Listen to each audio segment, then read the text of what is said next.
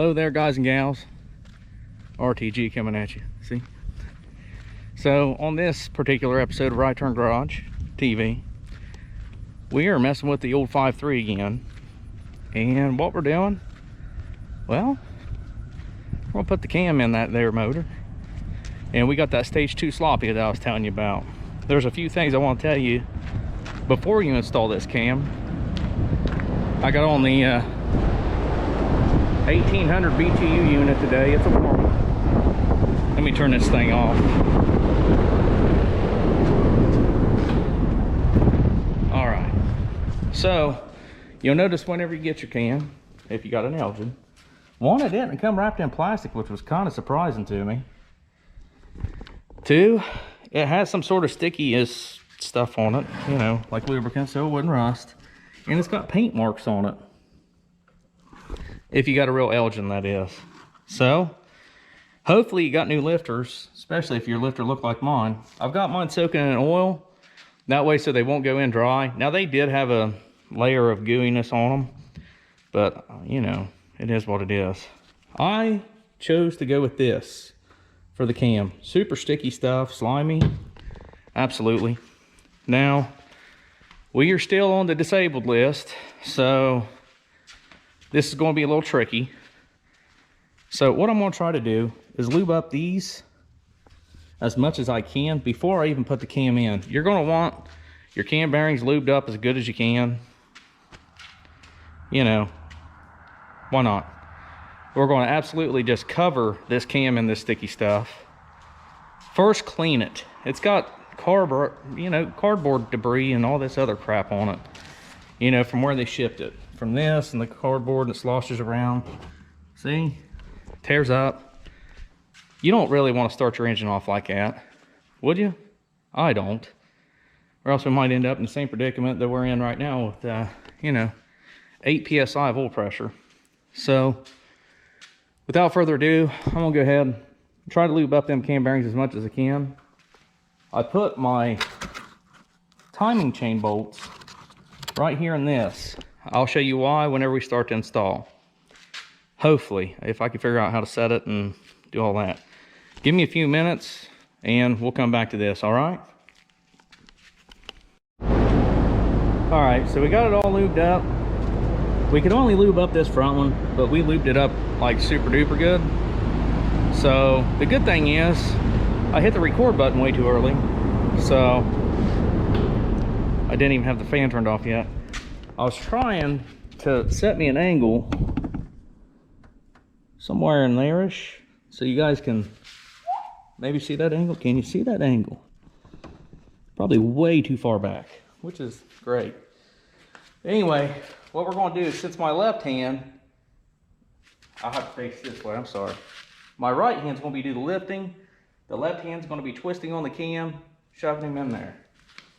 So, without further ado, grab me another set of cleaned up gloves, since you messed yours up on the first try. And I'm going to show you how much old Dad just lubed up this cam. We lubed him up enough that he should slide through, I mean, anything.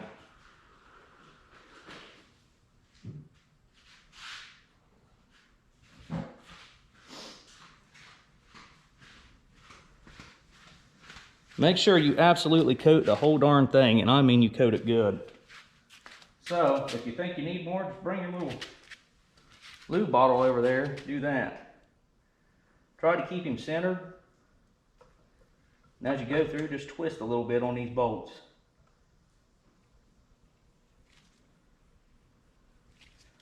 These cams are extremely tight, guys and gals. So, you just want to be careful putting them in there, not to nick up your cam bearings. A little twist does you really, really good.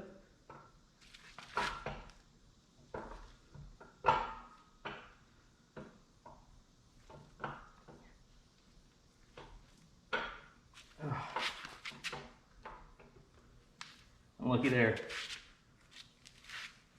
With a lot of slop on your hands, you just installed your camshaft. So, since that's done, Remember them lifters you let soak? Now you can drop those suckers in there. Huh? And your trays. And I just took my gloves off again so I could pick up this camera. Awesome. Okay, anyway. So this stuff here, engine lube, I actually put just a dab in every one of those bores.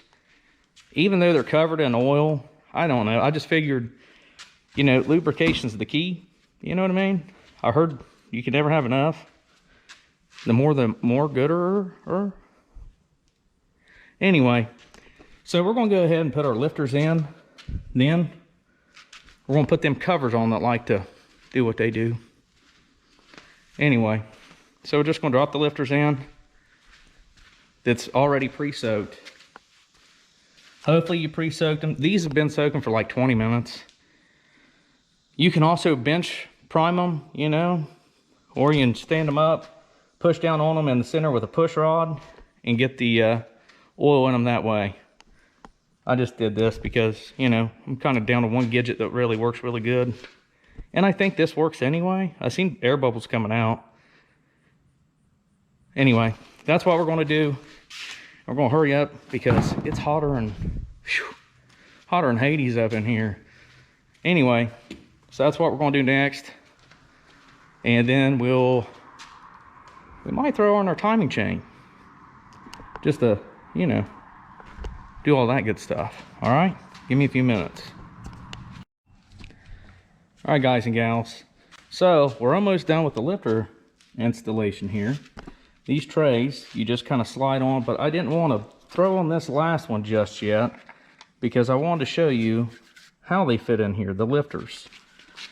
You probably can't tell, but the flat spots are up on top.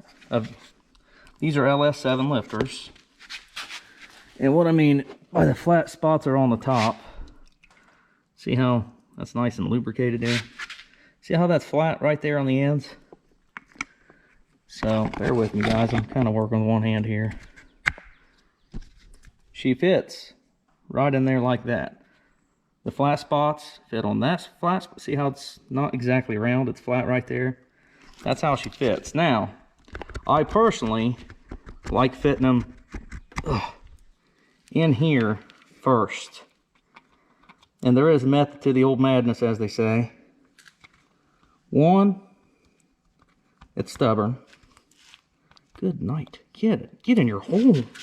You too good for your home? There we go. I don't know why that's up so far, but there we go. Now, this thing will fit just like so. And you work him, and what he does is he locks on to those lifters. What this thing does is allow it not to twist. Those are 97% of these LS's problem. You then take your little small bolt there, and believe me whenever I tell you this, don't put any ooga doogas on this one. I just looked it up just for giggles, and it said 106 inch-pounds.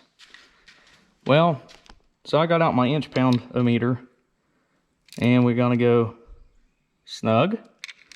We're going to go snug. You don't have to ooga dooga these. You don't want to ooga doo these. These things are, I mean, they're small little fellers. 10 millimeter with a small shank on them, and you don't have to give them all the onions. You know what I mean? As Derek and Vice Grip would say. You just want to. Oh, 105. I just felt it. 105 inch-pounds just right there. So that right there is your installation of your cam, your trays, and lifters. Now this is LS7 lifters, stage 2 sloppy. There's absolutely nothing different. Guys, don't reuse these trays. These trays are the fault of these lifters 97% of the time, unless you have a DOD, which is the displacement on demand where it drops the cylinders and all that crap. But don't reuse those, and don't, if you can, now if you're just doing a cheap swap and your lifters are good, you know, you do you. Me, if I can, I'm gonna pull them heads and replace those lifters every time. One, because this was not a DOD engine, and you saw that the daggone lifter was done, right? So I'm going to upgrade to a better, even if it is stock, lifter, especially since I'm going with a brand new cam. So, you know, if you can afford to, if your lifters are good, you want to risk it, go for it. You know, you do you. I'm just here, you know, doing what I do. But anyway, this right here, the seal that goes over top of this, buy that brand new. It's like 20 bucks or something. And the reason is, if you try to reuse that old one, now this isn't a guarantee, this is just a really good friend of mine told me, and I lost it already, so that's good. No, there it is. I bought a GM one just because I like to party, and that seal right there, it isn't really much of a seal. Like whenever you take it off of your engine, you'll feel it be almost flush because you torque that sucker and it flattens out and it seals, right? Well, if you put your motor back together and you don't replace that, because there is no just replacing that little seal, you buy the whole metal thing and make it newer again, and you don't have oil pressure, right there's your problem. Yep. There's also one on the very back of the engine, which I'm not disturbing because it looks good and it's not leaking, so we're going to leave that alone. You know, we're trying to do somewhat of a budget type-ish build as much as we can. We're actually reusing the factory timing chain, I think. It didn't have hardly any slop in it at all. We're going to just roll that there dice. I know it kind of seems a little silly, but, you know, sometimes you do what you do and you live to regret it, and hopefully we don't this time. Anyway, we're reusing the crank bolt right now. That's just to turn the motor over. We did get a new crank bolt because these are supposed to be like yield to torque or whatever. You know, you use them once and supposedly they're done. I don't know. I'm just not willing to risk that after doing all this, and I really want this car back on its feet, so to speak, or tires, or I want it running again. So anyway, we're gonna put that thing on there and probably the timing chain, and that's gonna wrap up this episode. And next we'll be doing the heads and the rockers and that thingy there, which that's not really too much of an episode, but it'll make it look pretty. And while you got it like this, you know, we're gonna, after we get done today, we're gonna wrap it up pretty tight because, you know, dust, and sometimes this place is a body shop. Sometimes it gets messy. You know, we don't want that crap in our engine that we're trying to keep clean. So give me a few minutes. We're gonna get ready and do all that goodness. And yeah, I gotta find these bolts, to tell you the truth, because good thing for me, I just threw everything down here in the bottom and it'll probably work out. So give me a few minutes and we'll come back to her. All right, so we finally found the bolts, and this is a good method I use. You can do whatever you want, but I usually try to like pair them up, like what do I have 4 of, and then base it from there.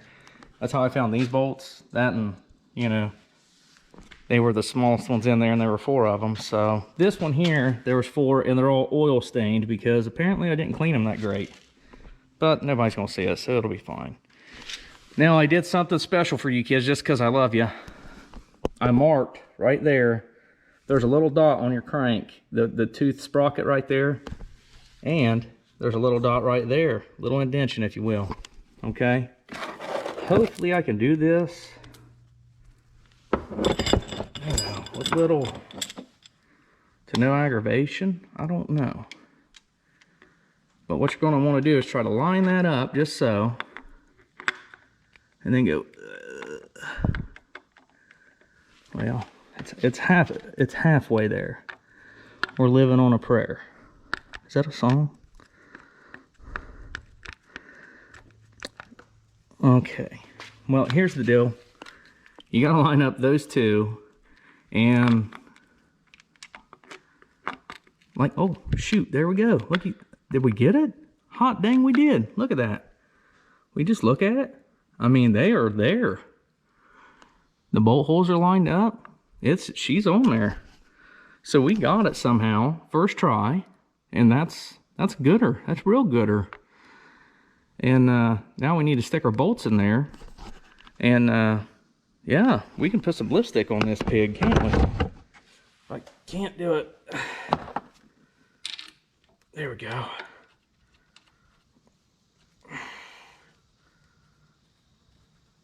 I tell you, you never know how much you miss one of your arms until you can't really use it that much.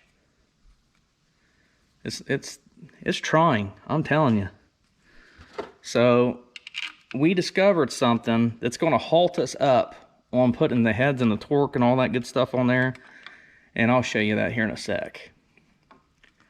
But anyway, we're going to torque these 3 down. And since this is an Gen 4 motor, it had the 3 cam bolts, so that's a plus. Those are 10 millimeter. Those are 10 millimeter. The bolts underneath that plate's 10 millimeter. I don't know if I mentioned, there's a 18 foot-pounds of torquage. So make sure you torque accordingly. Then you just snug these puppies down. Make sure your dots are aligned, even after you give it the ooga doogas on here. And you see how I'm doing that? I'm walking that thing back in, aren't I? Because this particular cam, it has to set inside of that recessed area in the back of this gear. Okay? That's why we did it like that. Now, as you see, this is why I'm not replacing this.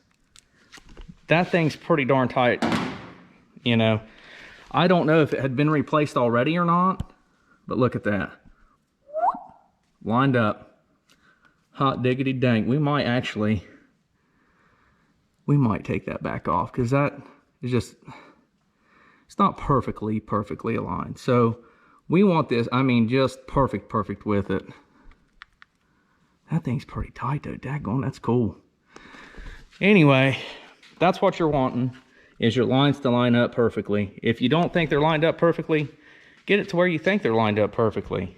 So, that's what we're facing on that one.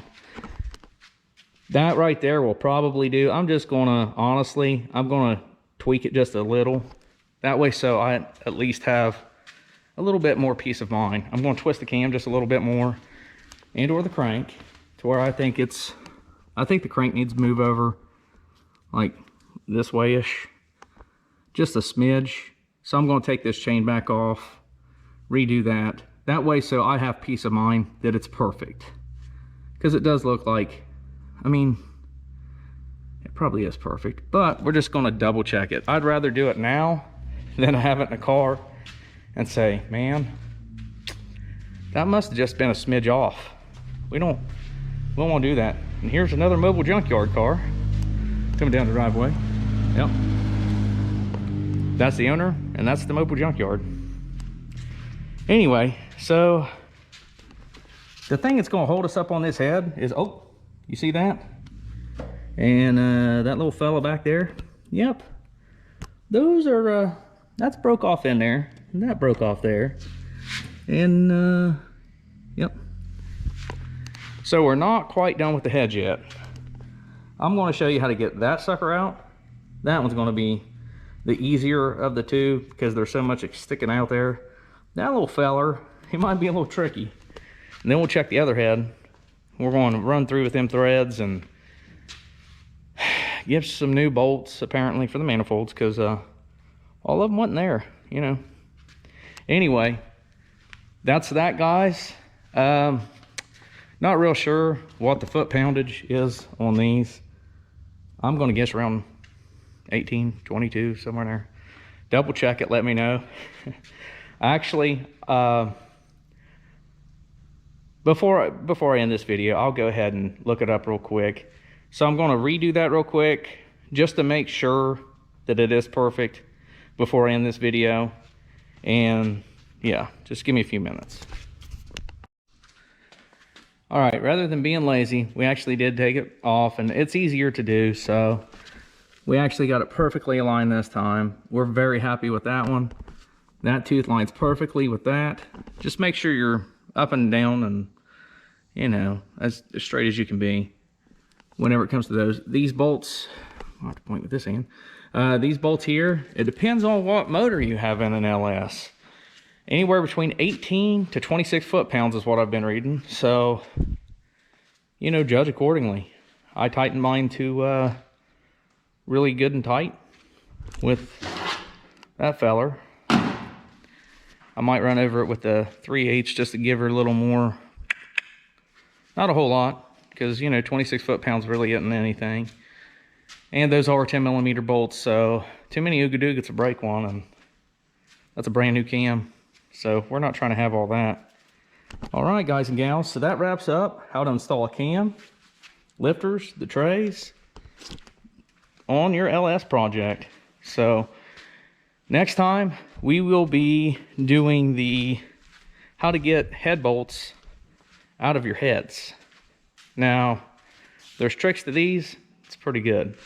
So this should hopefully go pretty well. Hoping it will. And hopefully the other one don't have like any bolts broken in it, but I doubt that happened. I didn't even look at it. Anyway, guys and gals, thanks for watching. I appreciate the heck out of you. Every one of you that subscribed, thank you so much. And it's only going to get better, all right? Don't forget, you're going to want to wrap this thing up, keep her airtight, away from all the dirt and debris. And if you had any of these stick in your head, we have one stuck in, I think the one on the table even. Go ahead and pull them back out. They usually come out pretty easy, or just buy you new ones. They're like 10 bucks. You can get some ICT ones or cheap Amazonian ones. You're going to want those for your head gasket alignment, okay? See, this one got stuck over there in that head. So take your pair of needle nose, pull it out of there, whatever you got to do. Anyway, guys, that wraps this episode up. Thanks so much for watching. And we'll see you next time here on Right Turn Garage TV. Y'all have a great weekend.